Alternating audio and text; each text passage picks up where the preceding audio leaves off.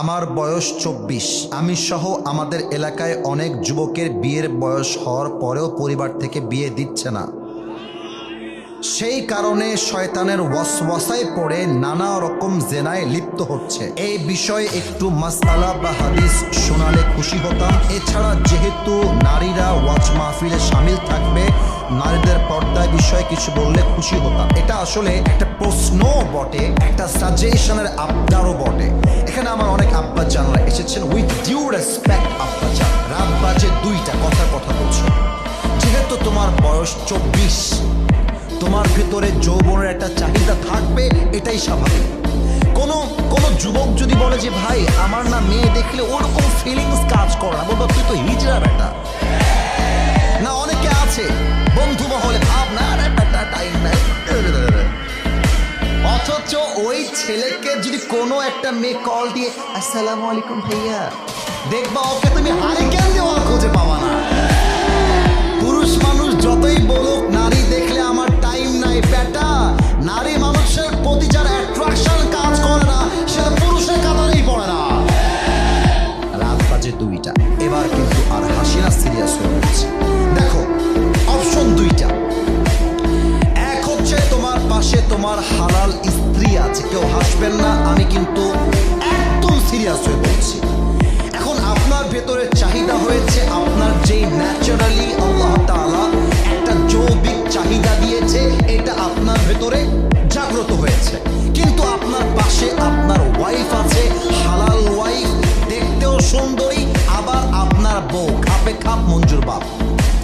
এখন আপনার যা করতে মনে চায়, আমার বউ এটা আল্লাহ আমার জন্য হালাল করেছে, আমার আল্লাহ আমার জন্য বৈধ করেছে, আমি যা করব আমার কোনো গুনাহ হবে না। That is the rule of Islam. That is the number 1 point. Number 2, রাত বাজে ২টা, তোমার ভেতরে তোমার যৌবনের চাহিদার যেই যন্ত্রণা বা কষ্ট, আমি আবারও বলছি, আমি কিন্তু তোমাদেরকে হাসাবার উদ্দেশ্যে একটা কথা বলছি না। তখন তোমার মাঝে একটা ইচ্ছা জেগেছে, রাত বাজে ২টা, বাট তোমার রুমে তুমি একা। বাবাকে অনেক বুঝিয়েছ, আব্বা বিয়ে দাও বিয়ে দাও, আব্বা তোমাকে বিয়ে দেয় নাই। মা, আব্বা প্লিজ বিয়ে দাও, দেয় নাই। এখন রাত ২টার সময় তুমি যদি তোমার যৌবনের চাহিদায় পড়ে পর্নোগ্রাফি দেখো, কোনো মেয়ের সঙ্গে কল দিয়ে বাজে কথায় লিপ্ত হয়ে যাও, প্রত্যেকটা গুনাহের দায়ভার তোমার বাপকে আর মাকে কিয়ামতের দিন বহন করতে হবে। আপনি বিয়ে দিলেন না কেন?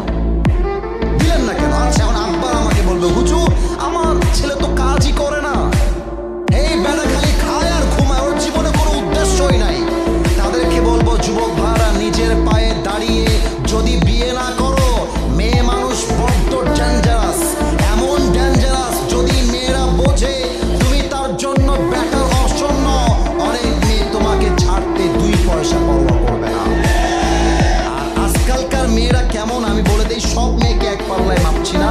অনেক মেয়ে কয়েকটা টাকা আর সরকারি চাকরি পাইলে বুড়িটা টাকলার সাথে বিয়ের পিড়িতে বসে যায়।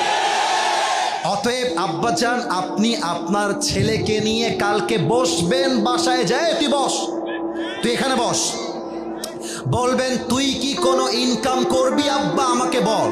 ছেলে বলবে যে আব্বা ঠিক আছে, আমার তো ভুল হয়ে গেছে, আগামীকাল থেকে তুমি যেই কাজ দিবা সেই কাজ আমি করব।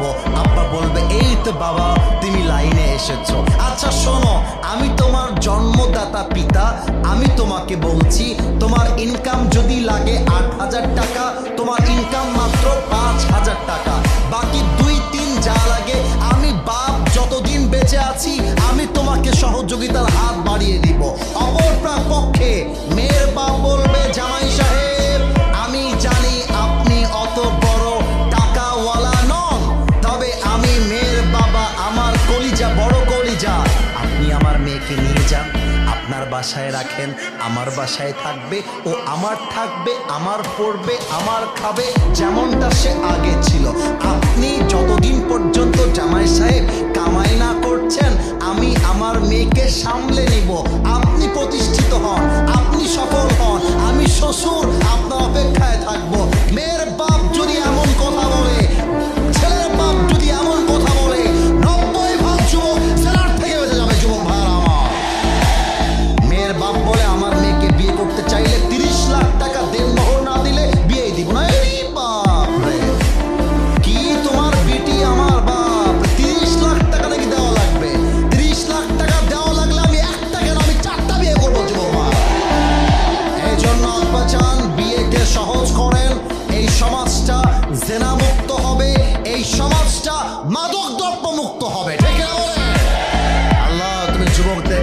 সময়ে বিয়ে করার